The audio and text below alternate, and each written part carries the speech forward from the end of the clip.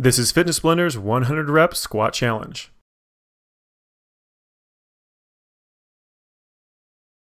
In this workout, we're going to be going through 10 different squat variations for 10 repetitions each, giving us a total of 100 repetitions. Now, this routine doesn't require any equipment, but if you want to make it harder, you can always add extra weight. We also have not included a warm-up or a cool-down, so you want to make sure you get those in on your own.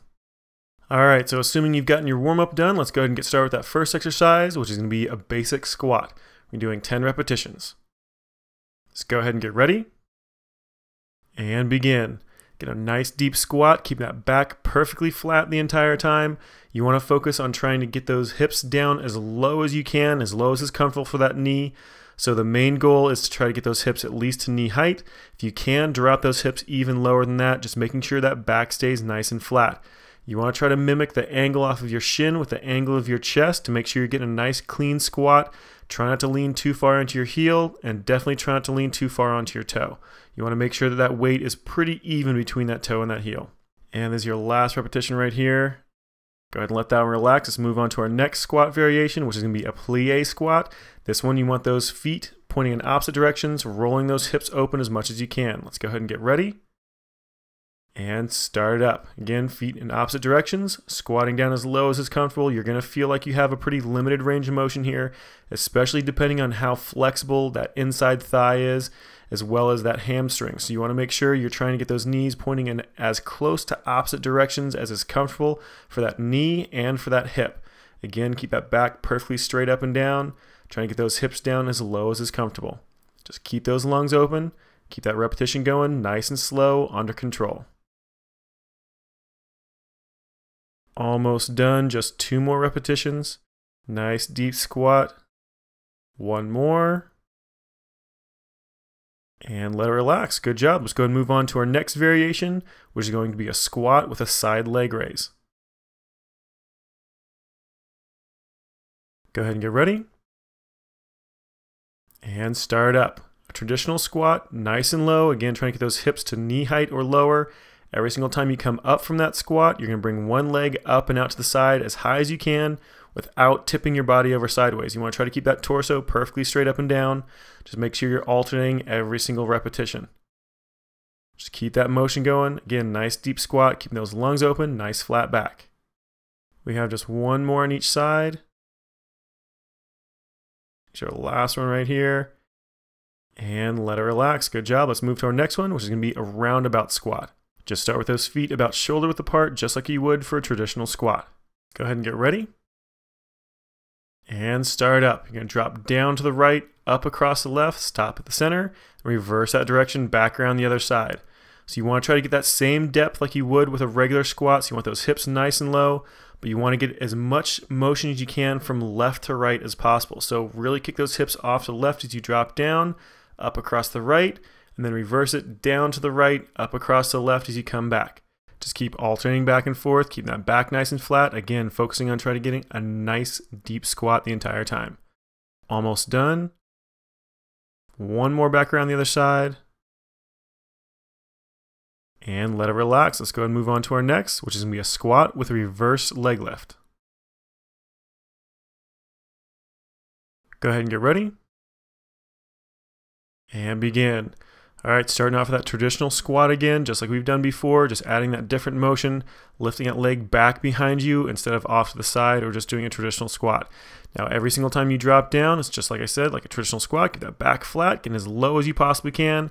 When you come up, one leg comes up back behind you, nice tight squeeze on that butt, then bring it back down, another squat, and then up with the opposite leg.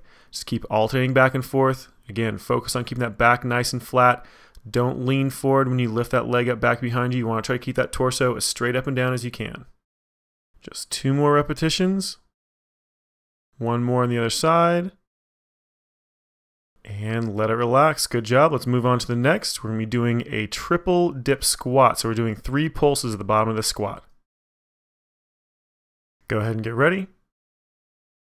And start up. Nice deep squat, just a regular traditional squat, but pausing at the bottom, doing 3 pulses at the very bottom of that range of motion, just about 3 to 4 inches in depth, then right back up to a standing position before you drop right back down in that squat again. Now again, you're trying to get those hips as low as you possibly can, and you only want to pulse at the bottom range of that motion. So you don't want to pulse in the middle. You want to make sure your hips are as low as you possibly can the entire time. Keep that back nice and flat, keeping those lungs open. Make sure you don't hold your breath. Now as you start getting tired with this one, you're going to want to start limiting that range of motion and doing that pulse a lot higher. Keep concentrating on forcing yourself to get down as low as you can. That's what's going to get you the most out of this. That's what's going to get you the most muscle development and toning out of this and get that butt really nice and round. So keep yourself down there as low as you can. Now we have just one more repetition to go. And relax. Good job. Let's go ahead and move on to the next exercise, which is going to be a sumo squat plus a high kick. Now with this one, you want to try to keep those feet about twice shoulder width apart, those toes pointed off about a 45-degree angle. Let's go ahead and start it up. Get those feet out nice and wide. Turn those toes off. Nice big deep squat, and then you can bring one leg up and over top. Nice big circular motion. Right back down to the place where you picked it up from. Nice big deep squat again, then back up and over. Now as you do this, your feet are going to start wandering back in towards each other. Try to keep those feet really nice and far apart. It'll make that outside thigh and that inside thigh have to work a lot more, as well as focusing on those glute muscles, those butt muscles, in a different way than a traditional squat. So try to keep those knees out nice and wide. It's your last one, and let it relax. All right, let's go and move on to our next exercise, which is going to be a side squat. And go ahead and get ready. And begin. So step off to the side, nice deep squat, down between those knees, try to get those hips nice and low. The wider you step, the harder it's going to be on those legs, the more development you're going to get out of that glute muscle, that butt muscle, as well as the more effort you're going to get out of those outside thighs. So the wider you step, the more you're going to have to challenge those muscles, so try to get as wide as you can. Now you only have a couple repetitions left. One more back over the other side. And let it relax. Good job. Let's move on to our next, which is a double dip ski squat. So those feet are going to be really nice and close together. 2 pulses at the bottom. Let's go ahead and get ready. And begin. Those feet just about 2 to 3 inches apart. You're going to drop down, keep those knees straight in line with that foot. Make sure your knees don't kick off to the side or tuck in.